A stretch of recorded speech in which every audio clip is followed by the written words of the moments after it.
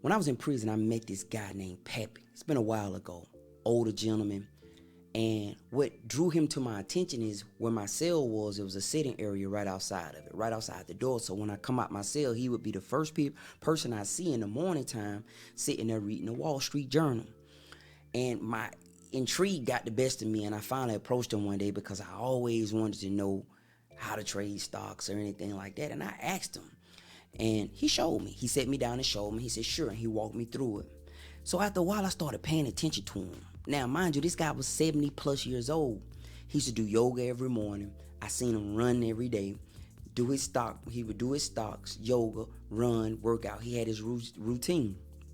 One day I asked him, I said, Pappy, how long you been locked up, man? Pappy said, I've been locked up since almost 30 plus years. It was 30 plus years when I met him. He had been locked up since his late 30s, early 40s when I met him. And we got to be real good friends. You know, we would talk and we were friends, man. He would come, and as soon as he got done with the Wall Street Journal, he would give it to me. How that stock you following? How's that going, etc. And I was like, Pappy, it's doing good, man. He said, let me know when you're ready to make a real trade, and I'll set you up. And I'll speak to somebody and see if we can get you set up. And when you get out of here, because I was doing short-term time, you already know how to do this stuff. But he told me, I want you to follow it on paper. I said, cool. So finally, one day I asked him, Pappy, why you doing all this stuff?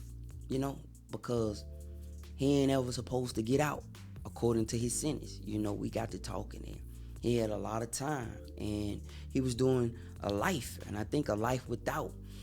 And I asked him, man, like, because most of the guys who was doing that kind of time, man, they just was trying to rush themselves out of there, you know. Pappy said, you got to always carry yourself, think, believe, plan, and prepare on the level you trying to go, not where you are. If you carry yourself, prepare, plan on the level you at, then you'll always stay there. Let me add some of my logic. The worst time to prepare for the big game is in the game. How can you go to a championship if you've never prepared for it? That's why the winning teams always win, because they know how to operate on that level. You get teams who that's their first time there. Look at my Falcons. 28-3, third quarter. Every other team who ever been in the championship game would have knew what to do. But my Atlanta Falcons blew it. Why? They did not know how to operate on that level. While the New England Patriots, accustomed to winning, I mean, it's almost expected to win. They carry themselves with a championship mentality. Knew what to do.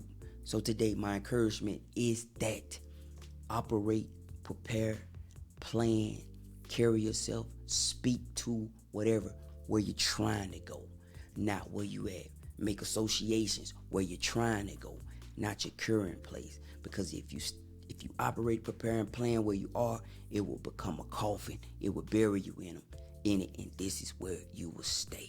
All right.